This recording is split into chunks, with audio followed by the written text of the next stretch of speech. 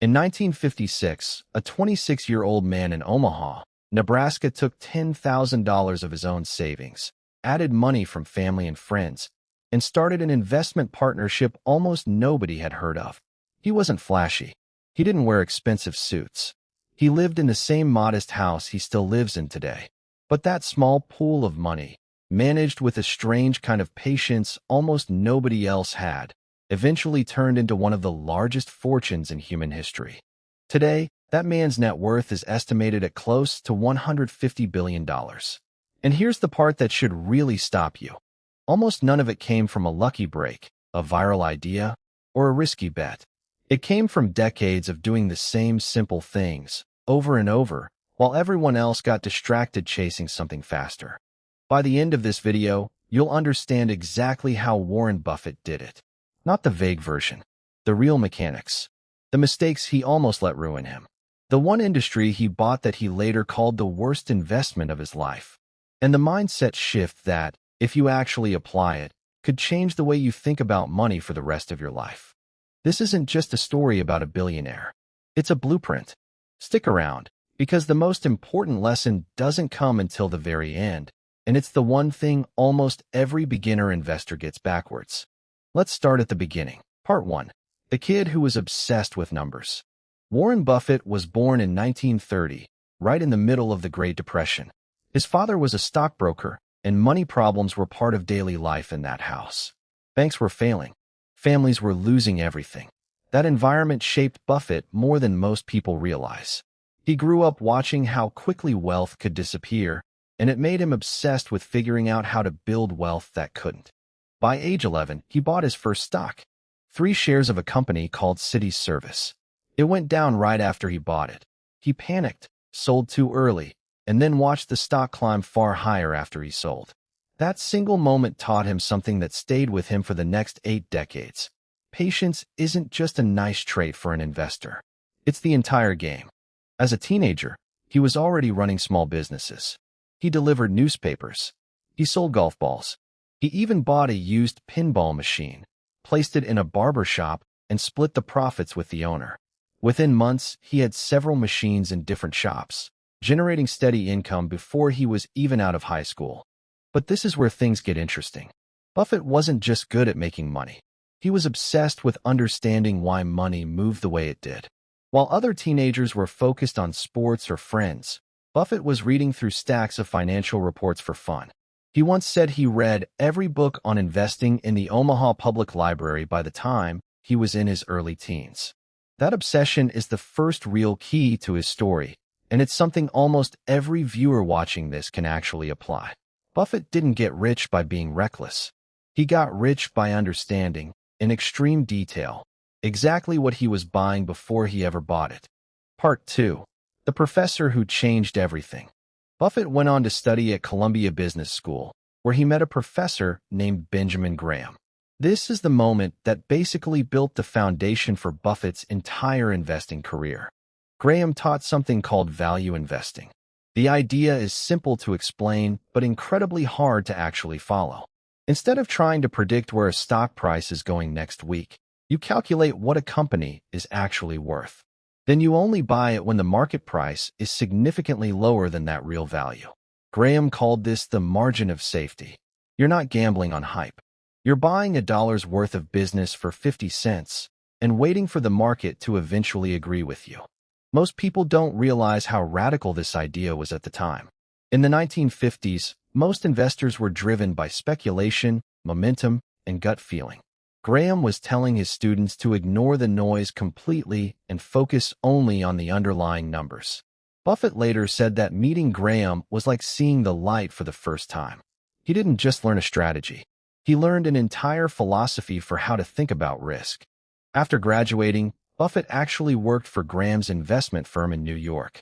He absorbed everything he could, and when Graham eventually retired and shut down the firm, Buffett went back home to Omaha with something more valuable than a paycheck. He had a system, and in 1956, at just 26 years old, he used that system to start his own investment partnership with a group of family members and close friends who trusted him with their money. Part 3. Building the machine. Here's where the numbers start to get interesting. From 1957 to 1969, Buffett's partnership delivered average annual returns of around 25%, compared to roughly 7 to 11% for the overall stock market during the same period.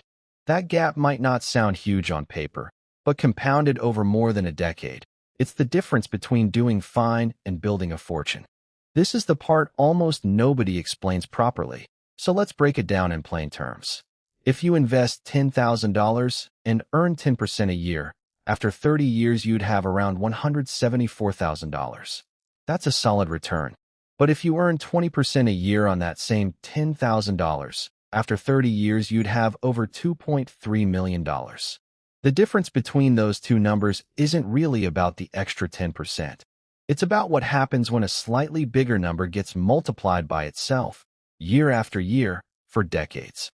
That's compounding, and it's the actual engine behind almost every massive fortune in history, including Buffett's. But numbers alone don't tell the full story. During this period, Buffett developed a reputation for something unusual. He said no far more often than he said yes. Out of hundreds of companies he researched, he'd often invest in only a small handful. He wasn't trying to own everything.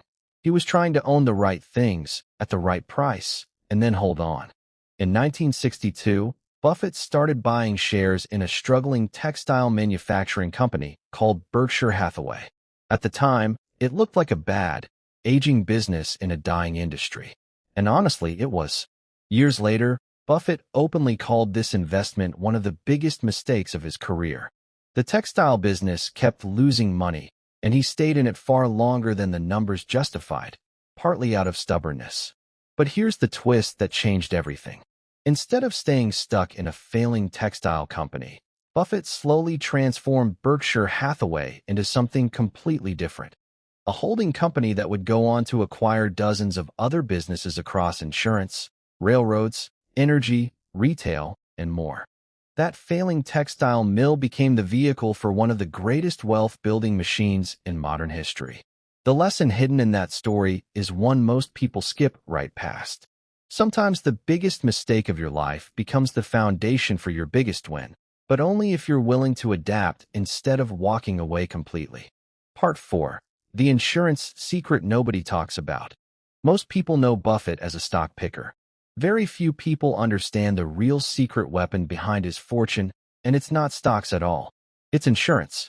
In the late 1960s, Buffett started acquiring insurance companies, including a business called National Indemnity. Here's why this move was so brilliant. When you buy insurance, you pay your premium up front. The insurance company holds that money and only pays it out later, if and when you file a claim. In the meantime, that pile of collected premiums, called float, just sits there. And Buffett realized something almost nobody else had fully taken advantage of. He could invest that float in the stock market while he waited to pay out claims. Think about what that actually means. He wasn't just investing his own money anymore. He was investing other people's money, essentially for free, and keeping the gains. As his insurance businesses grew, so did his float, giving him a massive, low-cost pool of capital to invest year after year. This is the hidden truth behind Berkshire Hathaway's growth that rarely gets mentioned in the simplified version of Buffett's story. It wasn't just picking winning stocks. It was building a financial engine that fed itself. By the 1970s and 80s, Berkshire Hathaway was using this float to make some of the most famous investments in Wall Street history. Buffett bought major stakes in companies like Coca-Cola, the Washington Post, and Geico, the insurance company that ironically became one of Berkshire's biggest acquisitions. He wasn't chasing trends.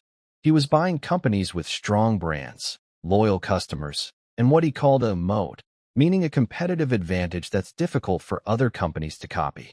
The Coca-Cola investment alone became legendary. Berkshire started buying Coca-Cola stock in 1988, investing roughly $1 billion over time. Decades later, that position alone has paid Berkshire billions of dollars in dividends, on top of massive appreciation in the stock's value. Buffett didn't sell during market crashes. He didn't panic during recessions. He held on, collected dividends, and let the business keep compounding. Part 5. The mistakes he doesn't hide from. Here's something important that gets left out of most success stories. Buffett has made plenty of mistakes, and he talks about them openly, which is part of why people trust him so much. Besides the textile mill disaster, Buffett has admitted to buying certain airline stocks that lost money, misjudging the impact of new technology on some of his older investments, and holding on to some struggling businesses far longer than he should have out of loyalty rather than logic. He's also said publicly that he was too slow to invest in technology companies like Amazon and Google in their early years, missing out on gains that could have added even more to Berkshire's fortune. However, there is one problem nobody talks about when people idolize Buffett's success. His strategy required something most people don't actually have: extreme patience over an extremely long period of time.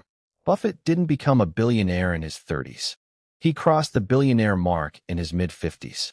The vast majority of his current fortune, over 90% of it, was actually built after he turned 65 years old. That's not a typo. That's the real, uncomfortable truth about compounding. The results look small for a long time, and then suddenly, they don't. Most beginner investors quit long before that turning point ever arrives. They see slow growth in year 2 or year 3, get bored or scared, and jump into something riskier that promises faster results. Buffett's entire career is proof that the opposite approach, patience without giving up, is what actually builds generational wealth. Part 6. Giving it away. By his own philosophy, Buffett believes that extreme wealth shouldn't just pile up for his own family's benefit. In 2006, he made a public pledge to give away the vast majority of his fortune to charity, primarily through the Bill and Melinda Gates Foundation. He later helped launch something called the Giving Pledge, encouraging other billionaires around the world to commit to giving away most of their wealth as well. Since then, Buffett has donated tens of billions of dollars to charitable causes. As of recent estimates, that number is well over $60 billion given away over the years, and he's continued making large annual donations of Berkshire stock every single year since. Without those donations, his net worth today would actually be even higher than the roughly $150 billion most financial trackers currently estimate. His reasoning is simple and, honestly, a little humbling. He said that inherited wealth without purpose can do more harm than good, and that he'd rather give his children enough to do anything, but not so much that they'd feel like they could do nothing. It's a philosophy that stands in sharp contrast to how a lot of ultra-wealthy families operate, and it's part of why Buffett is remembered not just as a great investor, but as someone who tried to use money as a tool rather than treating it as the entire goal. Part 7. The End of an Era. At the end of 2025, after nearly 6 decades leading Berkshire Hathaway, Buffett officially stepped down as chairman and CEO, handing the role over to Greg Abel, who he had been preparing for years to take over. Buffett didn't disappear from the company completely, but the handoff marked the symbolic end of an era that shaped modern investing more than almost any other single career in Wall Street history. What he leaves behind isn't just a massive fortune. It's a company built from a failing textile mill into a trillion-dollar conglomerate, a track record of investment returns that professional fund managers still study today, and a public reputation built on honesty about his own mistakes, something incredibly rare at that level of wealth and power. Part 8. What this actually means for you. So what can someone watching this, with a completely normal income and a completely normal life, actually take from all of this? First, start earlier than you think you need to. Buffett's biggest advantage wasn't some secret formula. It was time. The earlier your money starts compounding, even in small amounts, the more room it has to grow into something significant decades later. Second, understand what you're actually investing in before you put money into it. Buffett never invested in businesses he didn't understand, no matter how exciting they seemed to everyone else. That discipline saved him from countless bad decisions over the decades. Third, patience isn't a weakness. In a world that constantly pushes fast results, quick trades, and overnight success stories, Buffett's entire fortune stands as proof that slow, boring, consistent decisions, repeated for decades, beat almost everything else in the long run. And finally, remember that setbacks aren't the end of the story. A failing textile mill became the foundation of one of the greatest business empires ever built. simply because someone was willing to adapt instead of giving up completely. Warren Buffett didn't turn $10,000 into billions overnight, and he didn't do it with some secret nobody else could access. He did it with patience, discipline, and decades of decisions most people wouldn't have the willpower to stick with. That's the real lesson hiding behind the headline number. Not the size of the fortune, but the amount of time and consistency it actually took to build it. If this video helped you understand money and investing a little better, subscribe for more videos about money, investing, and building wealth.